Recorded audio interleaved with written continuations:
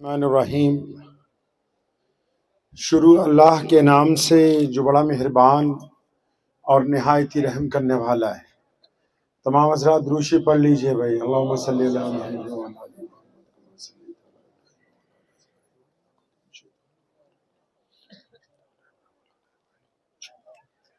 सब तो पहला पंजाबी दे विच एक शेर सुनाना तुहानूं, ठीक है, क्योंकि असी पंजाबी हाँ। ते पहला पंजाबी कहंदा है कि जिथे मेरे हुजूर दे कदम लगे सल्लल्लाहु सल्लल्लाहु सल्लल्लाहु जिथे मेरे हुजूर दे कदम लगे उस थां वर्गी कोई थां नहीं हो। कहता जहां हमारे नबी अलैहिस्सलाम के कदम मुबारक लग गए वैसी अब कोई और जमीन नहीं है। जिथे मेरे हुजूर दे कदम लगे उस थां वर्गी कोई थां नहीं हो। जिस दियां कसमां अर्श ते रब खावे उस ना वर्गा कोई ना नहीं हो। ते जेड़ी मेरे हुजूर दा मुंह चुमे। अब यहां वो एक औरत का जिक्र करता है। कहता है वैसी तो कोई जमीन नहीं जहां नबी अलैहिस्सलाम के कदम लग गए, अब कोई और ऐसी जमीन नहीं। और अल्लाह उनकी कसम खाते हैं कुरान में, कभी ताहा कहते हैं, कभी यासीन कहते हैं, कभी मुदस्सिर कहते हैं। अब यहाँ एक औरत का जिक्र कर रहा है। कहता है एक औरत है जो बार बार नबी अलैहिस्सलाम का माथा भी चूमती है, आंखें भी चूमती है, होंठ भी चूमती है, नबी अलैहिस्सलाम के चेहरे अनवर को बार बार चूमती है। अब उसका जिक्र भी साथ में कर रहा है कि जिथे मेरे हुजूर दे कदम लगे उस थां वर्गी कोई थां नहीं हो। जिस दियां कसमां अर्श ते रब खावे उस ना वर्गा कोई ना नहीं हो। ते जेड़ी मेरे हुजूर दा मुंह चुमे उस मां वर्गी कोई मां नहीं हो। चलो चलिए जालियां कोल बइये ओदी छां वर्गी कोई छां नहीं। अम्मार बिन यासिर रज़ी अल्लाह तआला अन्हु को ना एक दरख्त के साथ बांधा हुआ खाने काबा के बाहर, और अबू जहल मार रहा है उनको। भाई क्या हुआ, अम्मार क्यों मार रहे हो उसको? अम्मार क्योंकि गुलाम है, गरीब है, मजबूर है, मार क्यों रहे हो? क्योंकि अम्मार मोहम्मद रसूलुल्लाह सल्लल्लाहु अलैहि वसल्लम के दस्ते मुबारक पर कलमा पड़ चुका है, इसलिए मार रहे हैं। अब अबू जहल अम्मार को मारता मारता जब थक गया तो चुनांचे वहां से उमैया गुजरा। उमैया एक बड़ा बदमाश था मक्के में, और वो हजरत बिलाल रज़ी अल्लाह तआला अन्हु का मालिक भी था। बिलाल उनके गुलाम थे। अब वो जब गुजरा उमैया, अबू जहल ने देखा कि अपना यार जा रहा है, उसने उसको आवाज मारी कि उमैया यार ये अम्मार की हम पिटाई करते हैं, ये मानता नहीं है। ये तेरा गुलाम जो है ना बिलाल, ये बड़ा ताकतवर है, लंबा चौड़ा हबशी है, इसको बोलो ये दुर्रा लेके अम्मार बिन यासिर को मारे ताकि अम्मार कलमे से इनकार कर दे। अब उनके लिए क्या मुश्किल था। उमैया ने अपने गुलाम सैयदना बिलाल रज़ियल्लाहु तआला अन्हु को कहा कि बिलाल ये दुर्रा उठाओ और अम्मार बिन यासिर की खाल उधेड़। अब यहां जो असल बात वो ये है कि अबू जहल और उमैया को ये नहीं पता कि बिलाल भी मुसलमान हो गए। अम्मार बिन यासिर जो मार खा रहे हैं उनको पता है, क्योंकि दोनों रात को छुप के दारे अरकम में नबी अलैहिस्सलाम के साथ नमाज पढ़ते हैं दोनों। अब अम्मार बिन यासिर ने जब देखा कि बिलाल रज़ियल्लाहु तआला अन्हु को मुझे मारने के लिए कह रहे हैं, तो उन्होंने आंखों ही आंखों में इशारा किया। सैयदना बिलाल रज़ियल्लाहु तआला, क्या इशारे का मतलब था?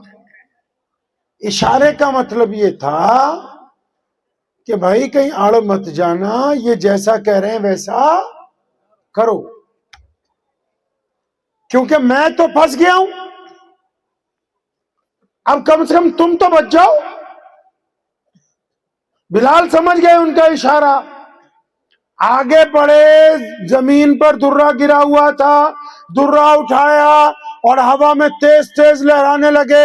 अम्मार बिन यासिर की आंखों में आंखें डाली और एकदम बिजली की तेजी से पलटे और वो दुर्रा अबू जहल के मुंह पर मारा फेंक के, फरमाया तू क्या समझता है अम्मार अकेला, मैं बिलाल भी तो मोहम्मदुर रसूलुल्लाह का गुलाम।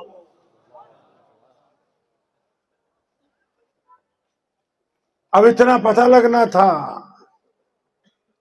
कि बिलाल को भी उसी सतून से बांध दिया गया, लेकिन बिलाल हबशी रज़ियल्लाहु ताला अन्हु ने मक्कतुल मुकर्रमा की जिंदगी में ये पहला कारनामा अंजाम दे के क़यामत तक आने वाले लोगों को ये बात वाज़े तौर पर समझा दी कि कायनात में जितने भी लोग कलमा ला इलाहा इल्लल्लाह मुहम्मदुर रसूलुल्लाह सल्लल्लाहु अलैहि वसल्लम पढ़ेंगे, जो ये कह देंगे कि आका अलैहिस्सलाम हमारे नबी हैं, जो ये कह देंगे कि हम इनके नौकर हैं, जो ये कह देंगे कि हम इनके गुलाम हैं, जो ये कह देंगे कि हम रसूलुल्लाह के वफादार हैं, तो फिर क़यामत आ सकती है।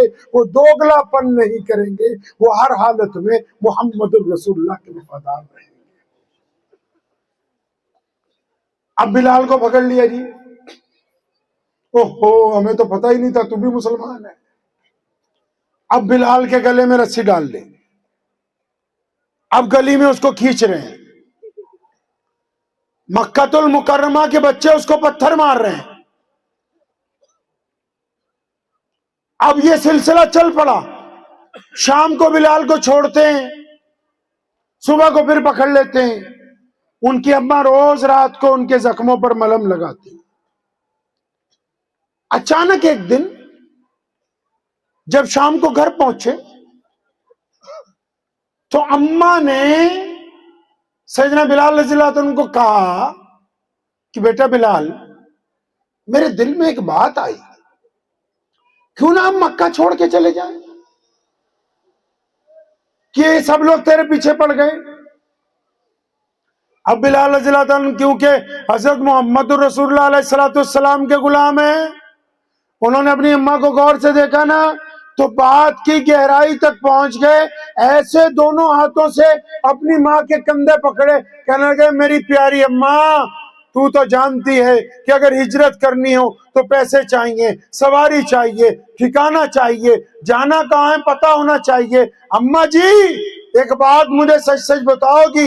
अम्मा कहने लगी हाँ बेटा बता, क्या पूछना चाहता है, मैं सच सच बताऊंगी। अब बिलाल तो नबी अलैहिस्सलाम का गुलाम है, अपनी माँ को प्यार से कंधों से पकड़ा, कहने लगा माँ ये बात तो बता कि ये जो तू मुझे मशवरा दे रही है, ये तुझे आइडिया दिया किसने? ये बात तेरे जहन में कहां से आ गई? अब बिलाल रज़ियल्लाहु अन्हु की अम्मा और खुश नजर आ रही, कहेंगे बिलाल आज तो बड़ी हैरत की बात हुई। अम्मा क्या हैरत की बात हुई? कि आज मक्कतुल मुकर्रमा का जो बादशाह है ना अबू जहल, हाँ अम्मा वो हमारे घर आया था। ओहो अम्मा, वो अबू जहल जो ये कहता है कि काले लोग इंसान नहीं होते, वो अबू जहल जो कहता है कि बिलाल की परछाई पड़ जाए तो मेरे कपड़े नापाक हो जाते हैं, अम्मा वो हमारी झोपड़ी पर। अम्मा कहती नहीं नहीं, सिर्फ अबू जहल नहीं आया था, उसके साथ में उतबा भी था, उसके साथ में वलीद भी था, अबू लहब भी था, अब्दुल्ला बिन जिदान भी था, तेरा मालिक। अम्मा ये इतने बड़े बड़े लोग सारे हमारे घर की चौखट पे। अम्मा धमकी दे के गए? नहीं बेटा कोई धमकी नहीं दी। तो अम्मा क्या बात हुई? तो कहने लगी अम्मा कि बिलाल ये सब लोग इकट्ठे होके आए थे और मक्कतुल मुकर्रमा के इस बड़े बादशाह ने आके मुझको ये कहा कि तेरा बेटा सुबह को घर से निकलता है, गली कूचों में मोहम्मदुर रसूलुल्लाह जिंदाबाद के नारे लगाता है, सल्लल्लाहु, जोर से सल्लल्लाहु कहता गली कूचों में मोहम्मदुर रसूलुल्लाह के जिंदाबाद के नारे लगाता है, अहदुन अहदुन की सदाएं बुलंद करता है। ए बिलाल की माँ, हमने इसको मारा है, हमने इसको अंगारों पर लिटाया है, हमने इसकी छाती पर सारा सारा दिन पत्थर रखे हैं, हम इसके गले में रस्सी डाल के बच्चों से खिंचवाते रहे, ये हटता नहीं है, हम तंग आ गए हैं, बड़ी सख्त जान है, तू इसको लेके कहीं चला जा। बिलाल रज़ियल्लाहु अन्हु ने जब ये बात अपनी माँ की जुबान से सुनी ना, अब कंधे तो पकड़े हुए थे, झूम पड़े, कहने लगे अम्मा जी अल्लाह अकबर, इन सब का मेरी माँ की चौखट पे आने का मतलब ये है कि इन्होंने नबी अलैहिस्सलाम के दीन की ताकत को तस्लीम कर लिया है। मुसअब बिन उमैर एक नौजवान है, बड़े घराने का बेटा है, अरबपति आदमी का पुत्र है, इतना शौकीन है कि 200 दिरहम का एक सूट पहनता है और खुशबू ऐसी लगाता है कि इस तरफ से गुजर जाए लोगों को 1 घंटे तक पता रहता है कि मुसअब गया था यहां से। इस खूबरू नौजवान की एक दिन नबी अलैहिस्सलाम से सामना हुआ और ऐसा नूरानी चेहरा देखा कि प्यारे पैगंबर अलैहिस्सलाम के दस्ते हक के ऊपर कलमा ला इलाहा इल्लल्लाह मुहम्मदुर रसूलुल्लाह। अब मुसअब के वालिद का तो इंतकाल हो गया है, सारा व्यापार जो है उसका चचा चलाता है। अब ये घर पहुंचे, चचा को किसी ने उंगली लगा दी कि भाई तुम्हारा भतीजा तो मुहम्मदुर रसूलुल्लाह सल्लल्लाहु अलैहि वसल्लम के पीछे लग गया ना, उस्मिल्लाह। अच्छा, अब चचा ने उसको अपने ऑफिस में बुलाया, बड़े लोग, तो मुसअब पता लगा तुमने हमारे आबो अजदाद का दीन छोड़ दिया, तुम मोहम्मद रसूलुल्लाह सल्लल्लाहु अलैहि वसल्लम के साथ लग गए। मुसअब ने कहा हाँ चचा, सच सुना है आपने, कुछ झूठ नहीं सुना इसमें। अब क्योंकि चचा पावर में है, अब पावर वाले लोगों में 2 बातें होती है। एक तो पावर वाले लोग ऐसे होते हैं जो कि खुदा का खौफ दिल में रखते हैं, चाहे वो कोई भी धर्म के हो। एक पावर वाले लोग ऐसे होते हैं जो सिर्फ अपनी ताकत पर यकीन रखते हैं। अब मुसअब के चचा को सिर्फ अपने पैसे पर घमंड है, अपनी ताकत पर घमंड है। वो मुसअब को धमकी देने लगा, मुसअब तुझे पता है मैं और तेरा बाप इकट्ठे कारोबार करते हैं, सारी जायदाद हमारी है, अब भी कारोबार में ही देखता हूँ, तू तो नए नए कपड़े पहनता है, खुशबुएं लगाता है, दावतें उड़ाता है, तूने तो आज तक किया कुछ नहीं। अगर मोहम्मदुर रसूलुल्लाह सल्लल्लाहु अलैहि वसल्लम की तरफ जाएगा तो जायदाद में से कुछ भी तुझे। अब चचा ये समझ रहा है कि जैसे ही जायदाद छूटेगी मुसअब घुटनों के बल पे आ जाएगा, मुसअब माफी मांगेगा। अब मुसअब बिन उमैर रज़ियल्लाहु अन्हु ने क्या कहा, चचा मैं जिनके दस्ते हक पर ईमान लेके आया हूं ना, जायदाद तो छोटी चीज है, मैं तो उनके नाम पर अपनी जान भी कुर्बान कर सकता हूं। तो रख ले, तू ही रख ले, सारी तू रख ले। अब उसको गुस्सा चढ़ गया और अब उसने कहा अपने ऑफिस में ही, दफ्तर में मुसअब को खड़ा किया हुआ है अपनी हवेली में, कह रहा मुसअब अच्छा इससे ऐसा कर, अब तू मान तो रहा नहीं, जायदाद में से तो बेदखल है, इस वक्त तेरे पास जो कुछ है, जो दरम और दिनार तेरे पास इस वक्त है, और ये बाहर जो तेरी सवारी खड़ी है, बेहतरीन ऊंट खड़ा है, ये भी यही छोड़ के जाना होगा, मैं ये नहीं दूंगा तुझे, अपनी जेबें खाली कर। अब मुसअब बिन उमैर रज़ियल्लाहु ताला अन्हु जो आशिक होते हैं ना, आशिक जो होते हैं ना जी, आशिकों का ढंग ही कुछ और होता है। आशिक कभी ये नहीं चाहते कि उनके इश्क का इजहार हो। दिल्ली की जामा मस्जिद की सीढ़ियां एक जर्नल अंग्रेज चढ़ रहा था, 1932 के आसपास की बात है, वो चढ़ा तो वहां मुसलमान गदागर बैठे थे कि अल्लाह के नाम पर कुछ दे जाओ। वो रुका, उसने अपना बटुआ निकाला, कुछ पैसे एक मुसलमान गदागर को दिए और वो चला गया अंदर। तो जब वो अंदर जा रहा था तो उसकी जेब में से वो बटुआ वहीं पर गिर गया। अब ये मुसलमान गदागर उठा, इसने वो बटुआ उठा के अपने पास संभाल लिया। इसका इरादा ये है कि जब वो वापस आएगा तो मैं उसको ये लौटा दूंगा। वो वापस आया ही नहीं, उर्दू बाजार की तरफ से सीढ़ियां चढ़ा, जामा मस्जिद का दौरा किया और दूसरी तरफ के दरवाजे से बाहर चला गया। 10 साल गुजर गए, 40 की दिहाई में फिर उसकी ड्यूटी दिल्ली में लग गई उस अंग्रेज जर्नल की। अब की बार वो अपने बीवी बच्चों को लेके आया है कि चलो दिल्ली में तो रह रहे हैं, तुम्हें शाहजहानी मस्जिद दिखाते हैं। ये जामा मस्जिद का नाम जामा मस्जिद नहीं है, शाहजहानी मस्जिद है। कि चलो तुम्हें शाहजहानी मस्जिद दिखाते हैं। अब वो अपने बच्चों को लेकर जब सीढ़ियां चढ़ रहा है, अब मुसलमान गदागर ने देख लिया कि वही साहब हैं जो 10 साल पहले आए थे। अब उसने उनको आवाज दे के रोका कि साहब रुक जाइए, आपकी एक अमानत मेरे पास है। तो उस अंग्रेज ने पूछा, भाई मैं तुझे क्या अमानत दे के गया हूं, मेरी तो कोई ऐसी अमानत नहीं है। कहने लगा नहीं रुको। उसने अपनी गुदड़ी में से अंदर संभाल के बहुत से कपड़ों में लपेट के एक चमड़े का बेहतरीन बटुआ रखा हुआ था, वो निकाला और उस अंग्रेज को दिया कि ये आप ले लीजिए, आपका गिर गया था। उसने देखा, पहचान गया कि वाकई मेरा बटुआ है। तो उसने उसको कहा, उस गरीब को, उस मांगने वाले को, कहने लगा तेरा दिमाग ठीक है, तू पागल है। तो उसने पूछा क्यों, आप मुझे पागल क्यों कहते हैं? कहने लगा इस बटुए में इतने पाउंड हैं कि तू चाहता तो एक अच्छा घर खरीद लेता। इस बटुए में अंग्रेज सल्तनत की इतनी दौलत पड़ी हुई है कि तू चाहता तो अच्छा घर खरीदता या दुकान बनाता, काम करता। तूने इतने साल से खोल के भी नहीं देखा इसमें है क्या? तो उस गदागर ने ये कहा था उस अंग्रेज को। कहने लगा साहब आप चले जाओ, आप नहीं समझेंगे, ये इश्क की बातें हैं। अब जो इतना कह के वो गदागर पलट आया तो अंग्रेज के पांव रुक गए। वो उस गदागर के पास ही बैठ गया। कहने लगा इस बटुए में क्या इश्क है? अब जब तक तुम मुझे बात नहीं समझाते मैं आगे कैसे जाऊं? अब उसने उसे कहना शुरू किया। कहने लगा बात सुनो, मैं एक मुसलमान हूँ, मैं गदागर हूँ, सारा दिन मस्जिद की सीढ़ियों पर बैठता हूँ, अपने रब के नाम पर लोगों को आवाजें देता हूँ। तुम आए थे, बटुआ गिर गया था, मैंने बटुआ उठा लिया, तुम्हारे इंतजार में था, मैंने संभाल के रखा। तुम नहीं आए, मैंने इसको इतने साल इसलिए संभाल के रखा कि तुम अपने आप को ईसाई कहते हो, तुम ईसा अलैहिस्सलाम की उम्मत में से हो। अब मेरे दिल में पहले दिन से एक बात है कि एक गदागर सुन ले कान खोल के कि कल क़यामत को इसके नबी ने अगर तेरे नबी को ताना मार दिया कि तेरे गदागर ने मेरे एक उम्मती का बटुआ छुपा लिया था, तो मेरे नबी को कहीं खफगी ना उठानी पड़े। अपने नबी की इज्जत के लिए इस बटुए को संभाल के रखा हुआ है।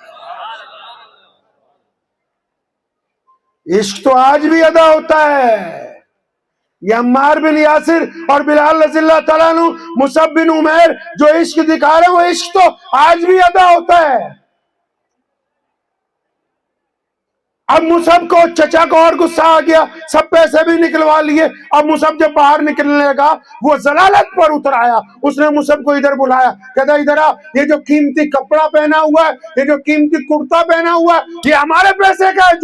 जुब्बा उतारो। मुसअब ने जुब्बा उतारा तो उसको कहने लगा ये जो जेरे बंद कपड़ा बांधा हुआ है, ये भी उतारो, हमारे पैसे का है। वो भी उतरवाया, सर से लेके पैर तक बरहना कर दिया। तमाम मुसअब बिन उमैर जैसे नौजवान के उतार लिए। चचा के जहन में है कि कपड़े उतरवाऊंगा, घर जाएगा, भीख मांगेगा, कहेगा कि मुझे माफ कर दो। मुझसे कोई परवाह नहीं की, वैसे ही हुआ अपनी माँ के कमरे में गया। अम्मा ने बेटा सर से पैर तक बिना कपड़ों के, आंखों पे हाथ रख लिए। पूछा बेटा ये क्या हुआ? मुसअब कहने लगा अम्मा, चचा ने मोहम्मद रसूलुल्लाह के दीन की वजह से सब कुछ छीना है। अम्मा तू पता है जब मैं पैदा हुआ था मेरा लिबास नहीं था, तू वो खातून है जिसने मुझे कपड़े पहनाए, आज तेरा बेटा फिर बेलिबास कर दिया गया। वालिदा ने अपना औरतों वाला जुब्बा दिया। मुसअब बिन उमैर जब वो जुब्बा पहन के नबी अलैहिस्सलाम के पास पहुंचे, जब प्यारे पैगंबर ने देखा कि मेरा लाडला सहाबी औरतों के लिबास में, और जब ये पता लगा कि घर से बेदखल किया गया, कपड़े उतरवाए गए, नंगा करके बेइज्जती की गई, तो नबी अलैहिस्सलाम की आंखों में आंसू आ गए। पर मेरे अल्लाह जी, मैं इससे राजी हूँ, आप भी इससे राजी हो जाएं। और फिर मुसअब वो है कि नबी अलैहिस्सलाम ने जब मदीने जाना था 2 साल पहले, जब मदीने वाले आए कि हमें कोई इमाम दे दो, हमें कोई कायद दे दो, हमें कोई बेहतरीन मुसलमान दे दो, हमें कोई आलिम दो, कोई शेखुल हदीस दो, उनकी क़यादत नबी अलैहिस्सलाम के जाने से पहले अगर कोई नौजवान करता है तो मुसअब बिन उमैर करते हैं। नबी अलैहिस्सलाम खाने काबा में बैठे, टेक लगा के बैतुल्लाह से, और मक्के में बैतुल्ला के बाहर एक बंदा परेशान फिर रहा है। परेशान क्यों है भाई, क्या बात है? वो कहता जी मैं मक्के के करीब कबीला बनु सुमेल का रहने वाला हूं, वहां से ऊंट लेके आया था, यहां मंडी में बेचे, अब जिसने ऊंट खरीदे वो पेमेंट नहीं कर रहा। अब वो लोगों को पूछता फिरता है मक्के में कि कोई है यहां जो मेरी मदद करे। तो उसको जो गैर मुस्लिम हजरात वहां मिले, उन्होंने उसको ये मशवरा दिया कि खाने काबा में रोजाना सुबह को जो हरम का बरामदा है, हरम समझते हैं ना, जो काले रंग का गिलाफ चढ़ा हुआ है वो खाना काबा है, जो चारों तरफ बरामदे हैं उनको क्या कहते हैं? मस्जिद हरम। ठीक है। अब किसी ने उसे कहा कि वो बरामदों में सुबह को कालीन बिछाए जाते हैं, वहां कीमती लिबास पहन के बड़े बड़े लोग आते हैं, कारोबार करते हैं, कावा पीते हैं, उनके पास जाओ, वो मक्के के मालिक हैं। अब ये बंदा सुबह को पहुंच गया, 10-15 दिन से परेशान था।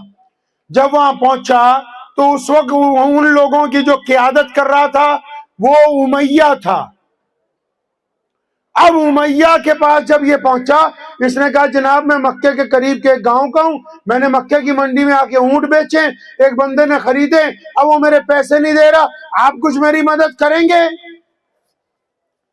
तो क्योंकि 10-15 चौधरी बैठे हुए थे बड़े बड़े मक्के के, अब वो बड़े हैरान होके उसको देखते हैं और उमैया उसको कहता है हम सब तो यही हैं, तेरी पेमेंट किसने रोक ली?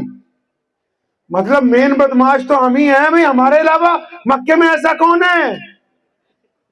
ऐसा कौन है मक्के में जो तुम्हारे पैसे रोक गया?